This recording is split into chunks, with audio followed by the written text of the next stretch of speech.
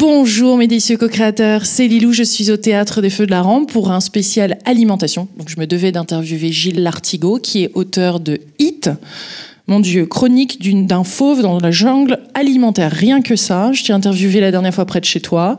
C'était quoi? C'était près de Toulon, je me rappelle plus. La Ciotat. La Ciotat. Tu es d'Aubagne? Je suis natif d'Aubagne, ouais. Village de Marcel Pagnol. Voilà, alors tu as le petit accent et puis tu es ce physique imposant, cette énergie, et puis à l'intérieur de toi, cette douceur, ce cœur généreux qui a envie de transmettre, qui a envie de donner, qui a envie d'aider les gens à prendre conscience qu'il y a une nouvelle alimentation qui est possible et nécessaire, il y a une prise de conscience à avoir dans notre société. Donc tu te déplaces, tu fais tes conférences, des show-conférences, tu as écrit ce livre qui a énormément marché. On sent que les gens ont envie de cette prise de conscience, ils ont envie de s'informer. Toi-même, tu t'es pas comme ça, hein. Il y a quelques années, il y a eu un gros changement. T'as visité les laboratoires, pas les laboratoires, mais carrément les élevages, les abattoirs, les élevages industriels. Et là, tu t'es dit, je peux plus manger de la viande, je peux plus manger ce que je mangeais avant, hein. C'est un peu ça qui s'est passé il y a combien d'années? Tu restes splendissante. Merci. Moi, j'ai une tête fatiguée. Tu trouves pas que je suis fatigué? Juste pour la petite histoire, en fait, tu sais que j'ai pas dormi de la nuit. Tu sais qu'avec ma femme, on est amoureux des animaux. Et on a 3 chiens merveilleux. 2 petits cavaliers King Charles et un setter irlandais qui a 13 ans, qui s'appelle Stella, qu'on a récupéré d'un refuge, qui récupère les vieux chiens. Et en fait, ils ont eu la bonne idée cette nuit de faire un orchestre symphonique dans la chambre, avec des ronflements, tu vois, en fa mineur 7e. Et donc j'ai bloqué là-dessus, ma femme non, et moi j'ai bloqué là-dessus. Donc j'ai pas dormi de la nuit, je suis assez fatigué. Donc j'espère trouver le dynamisme. Mais quand je me trouve à côté de toi, tu dégages tellement d'énergie que je vais un petit peu te vampiriser. Alors je te l'offre. Tu n'as même pas besoin de la vampiriser, je te l'offre. Et c'est ça qui est beau dans cet état de conscience, c'est qu'on peut se la passer, cette énergie. On a envie de la donner, et là j'en ai plein, ça déborde, alors je suis ravie. Tu as tout le temps plein d'énergie, c'est ça qui est sympa. Mais en fait, je vais vous raconter juste cette petite anecdote, parce que on a des animaux de compagnie qui nous donnent beaucoup d'amour, qui dorment dans notre chambre, quelquefois dans notre lit. Et puis on a les animaux qui, par jugement, on les destine en fait au réfrigérateur et ensuite dans nos assiettes. Et donc ça, c'est une certaine prise de conscience que j'ai eue lors de mes enquêtes, lorsque je suis allé enquêter dans les abattoirs. Comment ça se fait que tu as été enquêté dans ces abattoirs? Parce que je voulais m'intéresser, on s'intéressait avec ma femme au sort des animaux. Donc on avait fait des reportages d'investigation, notamment par rapport aux lévriers qui sont exploités dans le sud de l'Espagne, pour la chasse, tout ça. Bon, je te passe les détails. Bon, je digresse beaucoup. Tu sais que je parle beaucoup, donc n'hésite pas à me couper, sinon tu vas poser 2-3 questions en 30 minutes. Et donc ensuite on est allé, on nous a fait pénétrer, si tu veux, les élevages industriels. Et c'est là en fait où j'ai vu des choses que j'aurais pas dû voir. Et du jour au lendemain, moi qui étais un mangeur de viande, je dirais normal, bon, plutôt pas excessif, mais je faisais du sport. Donc ouais, bodybuilding quand même, hein, on te voit. Non, bodybuilding c'est quelque chose, moi c'est la culture physique, si tu veux, voilà. Et donc... on fait pas forcément la différence de l'extérieur. Donc je consommais du lait, je consommais donc des laitages, hein, le yaya d'Henri, joyeux, et puis du lait, et puis de la viande, de la volaille, etc., etc. Et donc j'ai vu des choses que j'aurais pas dû voir. Et là, du jour au lendemain, si tu veux, mon corps a refusé de manger cette viande. Et là, j'étais en panique du jour au lendemain. Et un dégoût. Oui, un refus, mais oui, un dégoût, parce que quand tu sais, c'est Paul McCartney qui disait la chose suivante: si les abattoirs avaient des vitres, tout le monde serait végétarien. Donc voilà, j'ai accompagné en fait un éleveur qui levait des poulets bio au Québec, et ça a été ma première visite dans un abattoir. Mais tu sais, l'abattage des animaux, je le vois aujourd'hui comme une délivrance pour eux. Ce qui est horrible, et c'est mon message aujourd'hui, je suis pas un militant anti-viande, même si je la consomme plus, c'est mes raisons, c'est mon propre choix. Mais c'est l'élevage industriel, c'est-à-dire 98% de la viande des animaux que l'on consomme proviennent d'élevage industriel. Là, c'est des porcs qui restent pendant 6 mois enfermés. C'est complètement immoral. Si on est dans une société avec un peu de moralité, on ne peut pas cautionner ça, tu vois. Donc, il faut préserver par contre nos petits éleveurs. Pour ceux qui mangent encore des animaux et de la viande, privilégions nos petits éleveurs. Il y en a à peu près 20-25 000 en France. Ils gagnent en moyenne entre 800 et 1 000 euros par mois. Tu te rends compte, ça? Alors c'est vrai que c'est une viande qui coûte beaucoup plus cher, mais il faut en manger moins, de qualité, locale, élevée je dirais, en plein air, et puis délaisser toute la viande industrielle, parce que cette viande industrielle, elle est toxique. Ils reçoivent des antibiotiques, des vaccins, ils sont nourris avec du maïs, des tourtes de soja, donc des grains. Et en fait, un bovin, ça consomme du fourrage. Donc tu as une viande qui est riche en oméga 6, en acides gras inflammatoires. Qui dit inflammation, dit développement de maladies et du cancer. Donc, qui ont été tués dans la peur atroce, dans une peur, non? Parce que ça, t'as vu des scènes dont il y a pas mal de photos dans ton livre, hein, avec cette truie qui a été maltraitée, ses chevaux, ses vaches. J'ai pas eu le courage de Jean-Luc Daube. Jean-Luc Daube, c'est la personne que j'ai rencontré, que j'interviewe pour le livre, qui pendant 15 ans est allé visiter les 250 abattoirs qu'il y a en France. À chacune de ces visites, il a relevé des infractions.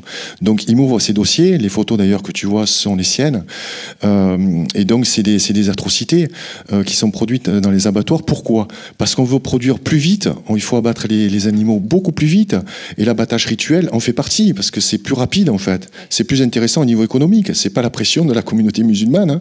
C'est une question juste économique. Donc les animaux meurent avec d'immenses souffrances et ils communiquent.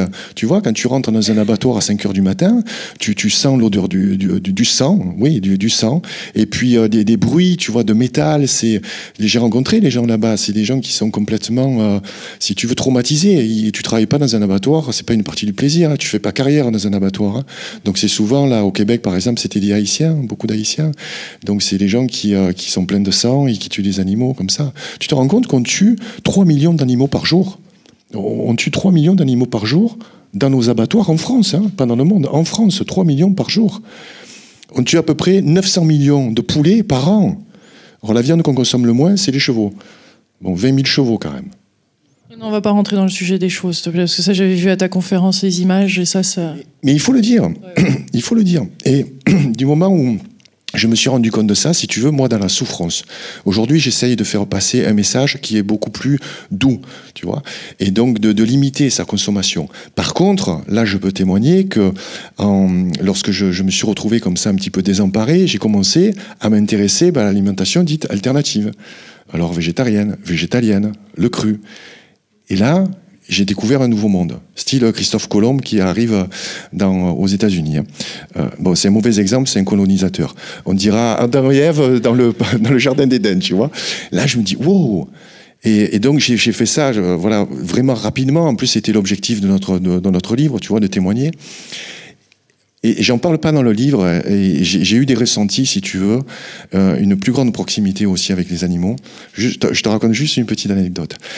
J'étais donc au Québec avec un éleveur qui avait une race à viande. Parce que là aussi, il faut savoir qu'on mange plus de bœuf, on mange des vaches produites par l'industrie laitière, pardon. Donc, dans un pré, donc il y avait à peu près une quinzaine de bovins, et j'avais vu une vidéo sur YouTube où un musicien venait jouer pour les animaux en fait. Et je suis musicien, tu le sais, j'ai toujours ma guitare, tout ça. Puis là, je vais ma guitare qui était dans le pick-up, et je me dis tiens, je vais mettre au bord du pré, et je commençais à gratouiller, tu vois. Et là, je vois donc les bovins qui sont venus en demi-cercle et qui m'écoutaient. Tu vois, un truc, c'était assez incroyable. Après, quand tu croises le regard ce qui est terrible dans les abattoirs, c'est qu'il y a une règle d'or, c'est qu'un animal qui rentre n'en sort pas, ne peut pas en sortir. Voilà, donc tu es condamné. Donc tu sais que tu vas là-bas, tu peux sauver aucun animal. Mais quand tu croises leur regard, tu vois qu'il y a la vie, tu vois. Et donc pour en revenir donc au cru, là j'ai découvert vraiment des bienfaits extraordinaires. Et pour moi, en plus qui suis passionné de cuisine, des trucs incroyables. C'est-à-dire qu'on a Pas besoin de cuisiner, on fait du cru. Hein. Bon, après, il y a Marie-Sophie qui s'exprimera là-dessus, hein, beaucoup plus experte que moi dans le domaine. Des grands chefs, tu vois. Et ça fait plaisir parce que on peut, il faut dédramatiser, il faut vulgariser, tu vois, cette alimentation. Mais est-ce que comment se passe, parce que toi, ce changement-là s'est passé par de voir cette atrocité dans les abattoirs. Est-ce que tu penses que on a forcément besoin de toucher à cette souffrance, de voir ces images, de vraiment mettre le nez dedans, en gros, pour changer d'alimentation? Ou quelle sont les différentes clés comme ça pour un changement que tu préconises maintenant, plus vers le végétarien et le cru? Non, je ne conseillerais pas d'aller. De toute façon, tu ne peux pas te rendre dans un élevage industriel, ni dans les abattoirs. Se demander pourquoi. Mais donc, il n'y a pas de visite guidée, tu vois.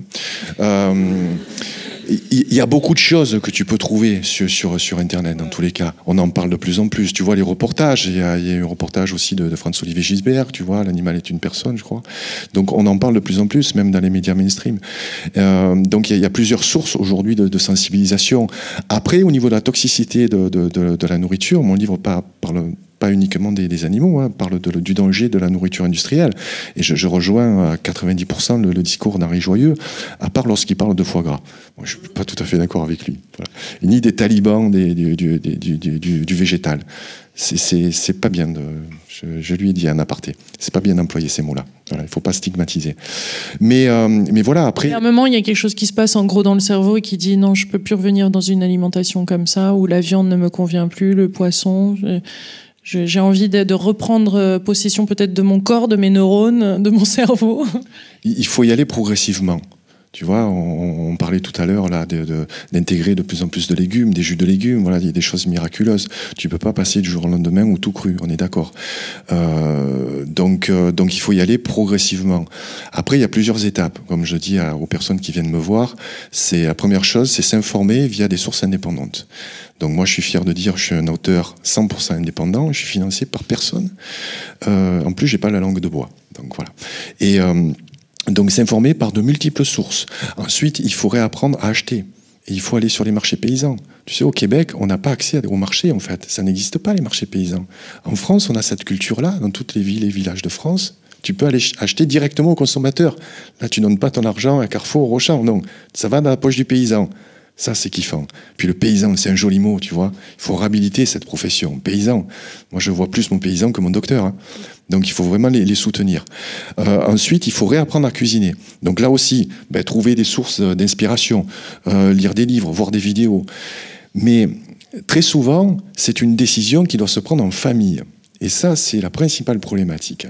Alors, je vois, toi, tu as, je dirais, un public essentiellement féminin. C'est bien. Moi, j'ai que des barbus tatoués, généralement, qui viennent me voir. Non, et c'est vrai que moi, j'ai plutôt un public masculin, tu vois. Tu serais surpris sur YouTube, par contre, ceux qui regardent, à 40%, c'est quand même des hommes. Oui, pas là. Ils sont où, les gars? Il n'y en a pas beaucoup. Hein. J'ai parlé de 2 ou 3, mais non, mais c'est bien. En fait, on est tous égaux, tu vois. Mais en fait, c'est un changement qu'on doit mener en famille. Et très souvent, c'est soit la femme ou l'homme qui va être sensibilisé. Donc, il faut convaincre déjà son conjoint. Après, c'est les enfants. Problématique aussi avec les enfants. Ah, j'aime pas le verre. Non, mais le verre, c'est la vie. Viens voir, je te raconte une histoire. Tu vois. Et puis, tu as des livres aussi pour enfants. Tu vois, il faut éduquer après ces enfants. Mais quand ils vont en parler après à leurs copains, tu vois, ils vont être un petit peu en décalage. Donc, il y a tout un changement qui est en train de se mener. Et tu as raison d'aborder ce sujet-là. C'est un changement qui se mène maintenant. Oui, le changement, c'est maintenant. Voilà. Oui. Mais c'est pas une problématique d'un politique, là, tu vois, c'est un état de fait. Mais le changement, c'est nous. Tu le sais mieux que quiconque. Et je ressens qu'à un moment, en fonction de notre état de conscience et de notre façon de faire et de réaliser que nous sommes des co-créateurs dans notre vie, que nous pouvons créer des choses, on a envie de se libérer, on a envie de penser par nous-mêmes, on a envie de couper des cordes, que ces produits qui seraient préfabriqués, etc., pourraient nous mettre dans notre corps et nous permettraient pas de raisonner librement. Il y a quelque chose pour moi qui est intimement lié entre notre alimentation et notre liberté d'être, de raisonner. Et ça, je crois qu'on y est là, on est vraiment au pied du mur et on le voit de plein de manières différentes. Mais... Au pied du mur, je sais pas. Tu sais, le discours qu'on tient aujourd'hui, on le tenait dans les années 60. Hein, tu discutais avec Pierre Rabhi, en fait, rien n'a changé, quoi. C'est le changement, c'est tout le temps, mais rien ne change, rien ne bouge. Donc on vit avec notre époque. Par contre, pour moi, le développement aussi spirituel est lié à un changement alimentaire. Enfin, moi, c'est ce que j'ai vécu à titre personnel. Mais tu as, par exemple, dans l'alimentation toxique, industrielle, tu as un neurotoxique qui s'appelle le glutamate monosodique. Donc c'est un exhausteur de goût que tu vas trouver de partout, dans les bouillons cubes Knorr, dans les conserves, dans tous les plats préparés, les bonbons. Donc tout ça, en fait, ça te grille les neurones. Donc c'est sûr que tu n'as pas matière après à être, tu vois, en pleine possession de tes moyens. Et quelque chose qui est très encourageant, c'est que quand tu commences à intégrer des végétaux, du vivant, pour moi c'est plus l'alimentation vivante, tu vois, la germination, etc., les jus et le cru, même si tu as un mode alimentaire encore traditionnel, tu en recueilles immédiatement les bienfaits. Et ça te donne la pêche, tu dors mieux. Moi, je suis pas un bon exemple aujourd'hui, par contre, mais donc c'est vrai que tu dors mieux, tu es plus apaisé. Donc tu as toujours tes jus, tu vois, moi tu connais mon jus jaune, je t'avais... Oui, redis-nous ton jus jaune d'ailleurs, ton petit mélange, là, miracle, quand tu es sur la route, parce que tu prends beaucoup la route. Ouais, c'est un jus anti-inflammatoire, énergisant et détoxifiant. En fait, dans un extracteur à jus, je mets 150 grammes de racines de curcuma, 150 grammes de racines de gingembre, une dizaine de citrons verts ou alors 5 gros citrons jaunes. Donc à l'extracteur à jus, ça va donner à peu près 500 millilitres de concentré. Attention, il ne faut pas boire le concentré, sinon tu te brûles les intestins. Et après, tu dilues ça à peu près 1 cm ou 2 cm dans une bouteille de 500 ml ou d'1 litre avec de l'eau. Bouteille en verre. Bouteille en verre, donc mauvais exemple. Tu vois, j'ai pris la bouteille en plastique, là, il faut que je boive rapidement, sinon le plastique, il va fondre. Donc, parce que dans le plastique, il y a des perturbateurs endocriniens. Donc là aussi, perturbateurs endocriniens, c'est-à-dire qu'on devient moins fertile. Tu vois, on a moins de spermatozoïdes à cause de la toxicité de la chimie. Tu vois, les pesticides, les résidus médicamenteux qu'on a dans l'eau, même dans l'eau de vie, là, qu'il faut décontaminer. Et puis, et les sources au niveau des plastiques. Plastique au micro-ondes. Déjà, micro-ondes, il faut s'en servir comme un petit coffre-fort, tu vois, tu mets un cadenas. Mais... tu as plusieurs recettes, tu as une espèce de boîte à pharmacie, et tu parles de plein de choses dans ton livre, mais j'avais une autre question par rapport avant de te voir ça, qui était, zut, j'ai perdu mon petit fil là. Je perds les gens, moi, en principe. Hein, donc il faut que tu arrives à me suivre, donc déjà tu arrives à me suivre. Il y a des ingrédients, ah oui c'est ça, c'est par rapport à ton côté statuesque, comment tu fais pour nourrir tes muscles, parce que c'est une question qu'on te pose très souvent, ça, mais il y a beaucoup de sportifs qui sont végétariens, il y a cette notion de si on est végétarien, on n'a pas assez de protéines, etc. Est-ce qu'on pourrait rapidement revenir là-dessus, même si quelque chose qui a été dit et redit ? Ok. Là, j'ai la chance de collaborer avec l'équipe de natation championne olympique, donc à Marseille. Et donc, il n'y a pas beaucoup en fait d'athlètes végétariens. D'ailleurs, dans le staff, il y en a un seul. Donc, on peut pas dire qu'il y a beaucoup d'athlètes aujourd'hui qui sont végétariens. Mais Carl Lewis était végétarien, par exemple, c'était un multimédaillé olympique. Ok. Il y a peu d'informations sur le sujet. Après, il y a un mythe des protéines. Tous les sportifs me disent il faut manger des protéines. Où est-ce que tu trouves des protéines? C'est pas le problème. Où est-ce que tu trouves déjà des aliments vivants, des nutriments vivants, oligo-éléments, vitamines, minéraux. Donc tout ça. Après, voilà, tu as l'eau de Quinton par exemple, qui est de l'eau de mer, qui reminéralise le corps. Tu as les légumes crus, bien sûr, c'est les sources de vitamines et de minéraux. On pense trop au niveau des protéines. Et lorsque je m'adresse à des personnes qui ont lu les 3000 études sur le sujet, c'est-à-dire les bienfaits de l'alimentation végétale, il se trouve que même en étant végétalien, on a assez de protéines, puisqu'on a des protéines dans les légumes, les légumineuses, et puis toutes sortes d'aliments, tu vois, même dans les noix, etc. C'est riche en protéines. En fait, c'est une source très diversifiée. Et l'alimentation en fait animale, c'est recentré sur les protéines qu'on va trouver dans les produits laitiers, dans la viande ou le poisson. Tu vois, tu as à peu près 18 à 20%. Donc, tu en as certes moins dans les végétaux, mais comme tu vas manger plus et manger beaucoup plus diversifié, t'as pas forcément une perte au niveau de tes régimes de protéines, quoi, tu vois, parce que c'est vrai que les protéines sont importantes, parce que lorsqu'on fait des entraînements musculaires ou sportifs, on va détruire sa fibre musculaire. Donc, il faut la reconstruire. Mais si tu synthétises, en fait, ta protéine, si tu as l'ensemble aussi des vitamines, des minéraux, etc. Donc tout ça, ça vient du mythe des protéines que j'ai bien connu. C'était dans les années 80 où il y a eu les premiers compléments alimentaires, tu vois, où on a forcé en fait les athlètes qui ont été sponsorisés aussi par des grandes marques à consommer et à surconsommer des protéines. Voilà. Et les poudres, je suppose que des athlètes aussi peuvent prendre des poudres pour muscler, ou il y en a d'autres qui sont de nature végétale? C'est des poudres légales, d'accord ? Voilà. Donc c'est des poudres végétales, mais qui sont à base de riz germé, de pois germés, de chanvre, parce que toutes les poudres de protéines que tu trouves dans le sport sont des dérivés du lait. En plus, elles sont blanchies, il y a plein d'exhausteurs de goût, il y a de l'aspartame, de la sucralose, enfin voilà. Il y a beaucoup de mauvaises choses. Et en fait, tout ça, tu sais que le lait, ça acidifie le corps. Donc en fait, les sportifs ont un corps qui est très très acide. Ils sont tous en acidose. Et donc là, j'essaye de travailler avec eux pour leur faire comprendre l'équilibre acido-basique. Et donc, qui évite les blessures, qui permet de récupérer plus vite, etc. Donc tu peux avoir des compléments comme ça aujourd'hui, essentiellement des végétaux. Là, j'ai vu que tu as des petits sacs où tu mettais des barres. C'est des barres en fait de fruits secs, souvent c'est de la figue, avec des noix ou de la cajou ou des amandes, avec un petit peu de noix de coco, tout ça, c'est excellent. Vegan, cru. Oui, oui. Vegan, en fait, bon, moi je soutiens le mouvement des véganes, mais c'est pas un mode alimentaire vegan, c'est un militantisme pour la protection des animaux. Voilà, c'est plutôt les végétaliens qui ne consomment ni œufs ni miel. Moi, les véganes ne porteraient pas de cuir d'ailleurs. Non. Moi, je consomme des œufs, tu vois, parce que j'ai mes poules. J'ai la chance d'avoir des poules, donc elles sont enrichies. Alors, je leur donne des graines de lin, enfin, c'est ma femme qui s'en occupe. Du pourpier, des herbes, des épluchures, des légumes. On en a beaucoup quand on fait des jus ou quand on cuisine du cru. Donc, je t'assure que c'est des œufs XXL, tu vois. Ils sont enrichis en oméga 3. Donc, en fait, en consommant régulièrement ces œufs, tu fais abaisser ton taux de cholestérol. Tu gardes le bon cholestérol, parce que le cholestérol, c'est essentiel pour notre bonne santé. Donc, mais il n'y a pas de mauvaise graisse animale, tu vois, avec les oméga 6. Ça va? Je suis à fond là avec toi. Le truc, c'est que je suis en train de me dire, mais il y a un espèce dans toutes les personnes qui veulent consommer bio, bien, il y a un espèce d'état d'esprit qui est énormément dans le jugement, qui est dans le ah, telle personne apparaît comme ça et le cru devrait être comme ça. Et si c'est pas traité comme ça à ce moment-là, si c'est pas de ça, on en reviendra sur ce sujet avec Marie-Sophie L qui a écrit L'instant cru, donc qui est sur le gourmet, c'est du cru gourmet. Mais il y a des personnes qui vont ensuite critiquer cette partie-là, tout comme toi, tu vas être critiqué parce que qui il est ce mec-là pour parler de ça?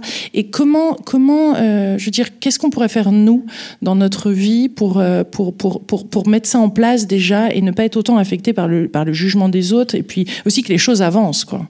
J'ai jamais... moi, je présente des faits, comme dans le livre, tu vois. J'ai fait des enquêtes durant 3 ans, de façon autonome, de façon indépendante. J'ai été suivi par Pierre-Marie Martin, qui est un professeur oncologue, spécialisé perturbateurs endocriniens, un vieux monsieur de 70 ans.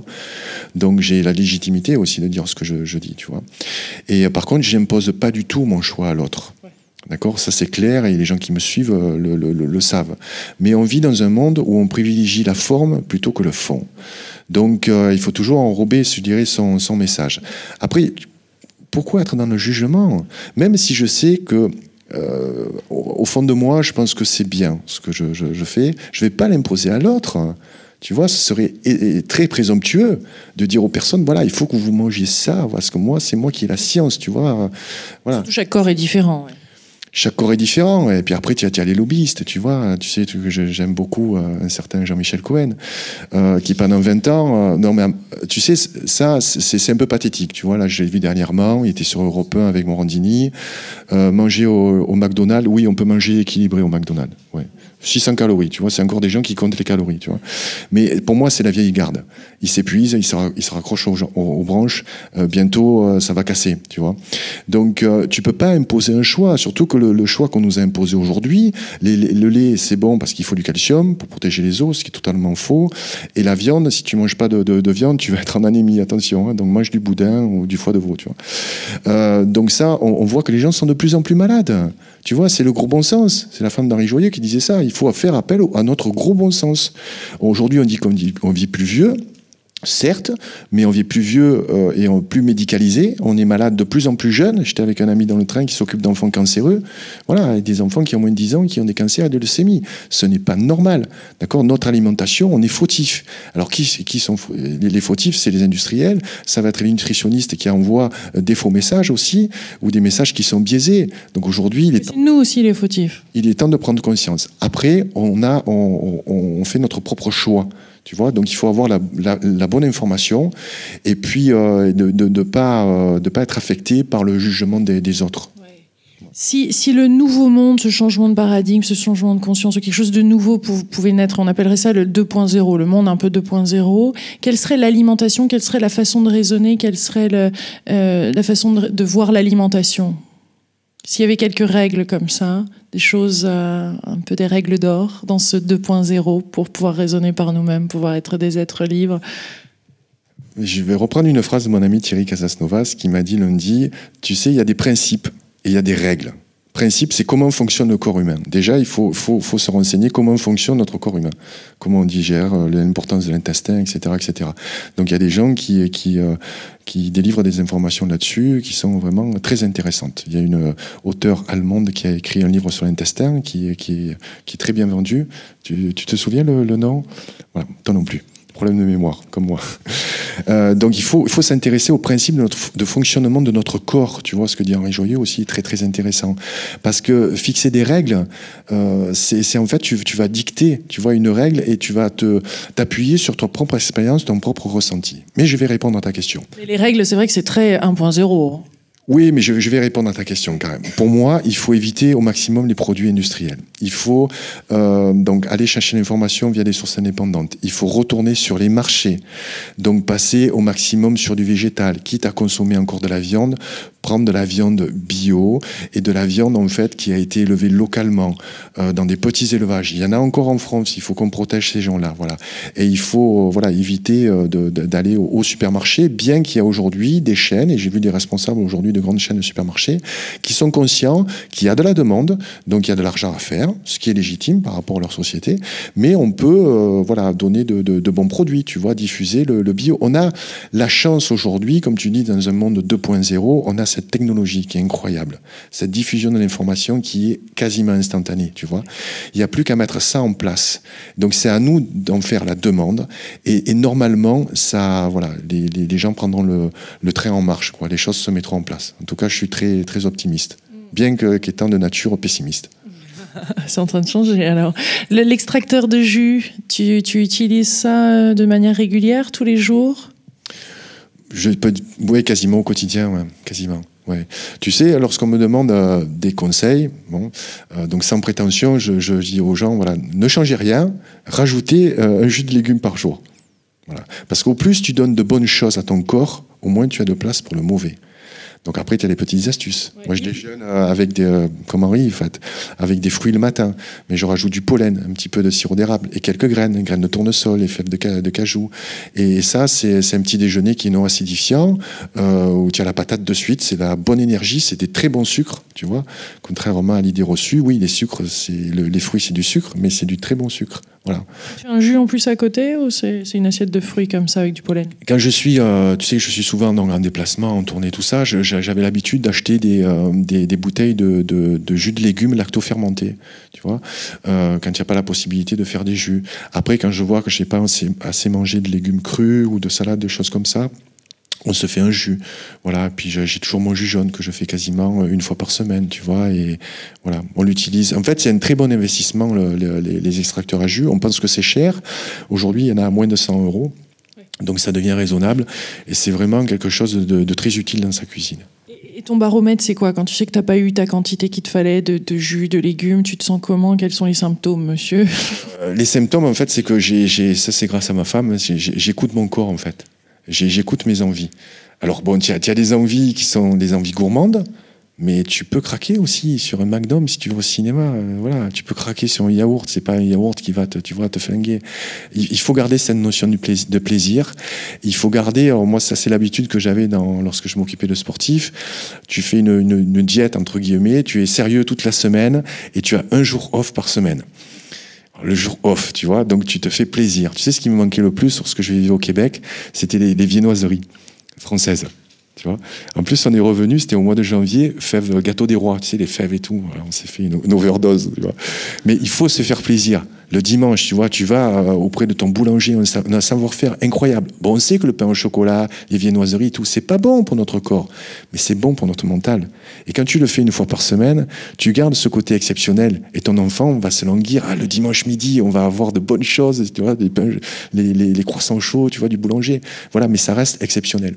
J'ai bien aimé ce que tu avais emmené sur le plateau du Grand Journal, ces petits amuse-bouches là comme ça crus, et c'est beau en plus, parce que c'est important, on va en parler un petit peu plus dans la prochaine interview, mais c'est vrai que ce côté esthétique est important, et d'être dans cette gratitude. Je trouve que quand on est dans la reconnaissance de manger, d'être vraiment présent à ce qu'on mange, et dans cette reconnaissance, peut-être que c'est parce que j'ai un papa chef et c'est lui qui m'a appris ça, mais d'être dans ce moment présent comme ça, le corps l'assimile peut-être mieux, tu vois. C'est presque une pratique, ça devient un rituel aussi. Ça aussi, c'est un changement de conscience. Ouais. On est ce qu'on mange.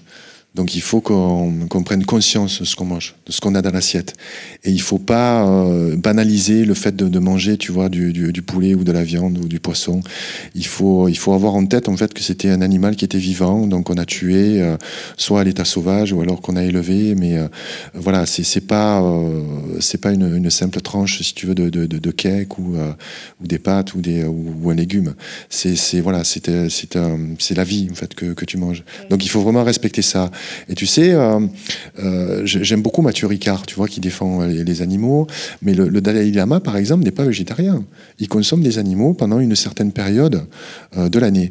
Alors c'est vrai que c'est pas des animaux, tu sais, ceux qui sont élevés là-bas, c'est pas des animaux qui proviennent d'industrie, tu vois, d'élevage industriel, parce qu'on est notre époque aujourd'hui, c'est la première fois où on mange des animaux qui sont élevés en cage.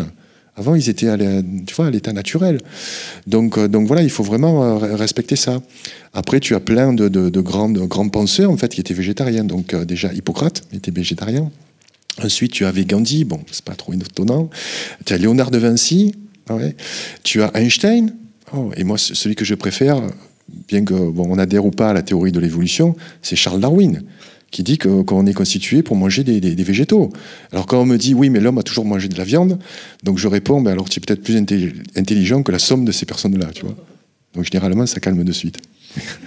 Un petit mot de la fin, Gilles. Un dernier petit mot pour finir cette interview. Il y a tellement de choses à dire sur le sujet, mais peut-être que tu veux... Parce que j'ai lu que tu avais toujours ta petite pharmacie aussi. Juste un petit mot sur peut-être les 2-3 ingrédients que tu as toujours avec toi, que tu peux utiliser à tout moment de différentes façons, quand tu as des coups de barre, quand tu as une petite grippe, quand tu as quelque chose, tu as ces ingrédients-là avec toi. Pas aujourd'hui. Ce serait bien pratique, là, tiens. Il y a le miso qui est extraordinaire, en fait, qui est une pâte fermentée de soja et de riz. Donc ça permet de prévenir les intoxications alimentaires. C'était les petits apéritifs que tu peux faire aussi avec de la germination, que tu peux boire en soupe aussi. Donc le miso, tu as le miel qui est vraiment des vertus incroyables. Tu as Local, hein. Oui, puis pour les cicatrisations aussi, tu vois, parce que ça aussi, on a perdu en fait, on a perdu cette notion du corps qui s'auto-guérit. Quand on se coupe, notre corps se répare tout seul. C'est extraordinaire. C'est la même chose à l'intérieur, même avec des métastases. On peut les guérir et les chasser. Donc, tu as aussi l'ail qui est un antifongique, qui est aussi extraordinaire. Donc, tu as des produits miraculeux et voilà, que l'alimentation soit ton remède. C'est un principe de base que malheureusement aujourd'hui, dans la médecine, les médecins ne sont pas forcément informés à ce sujet. Il ne faut pas leur en vouloir. Mais ils ne reçoivent pas cette information pendant leur cursus universitaire. Mais informons-nous, ça c'est notre devoir. Oui, par des sources indépendantes. Ouais. Voilà. Un petit mot de la fin, Gilles. Écoute, j'ai juste à te remercier, puis j'ai toujours l'habitude de te serrer dans mes bras. Alors là, c'est le bonheur, ça c'est le privilège de faire des belles interviews. Merci mes délicieux co-créateurs, je suis dans les bras de Gilles Lartigot, je vous embrasse très très fort. Son livre Hit est un must à lire. Merci beaucoup Gilles. Plein de gros bisous à vous et à très très vite. Au revoir.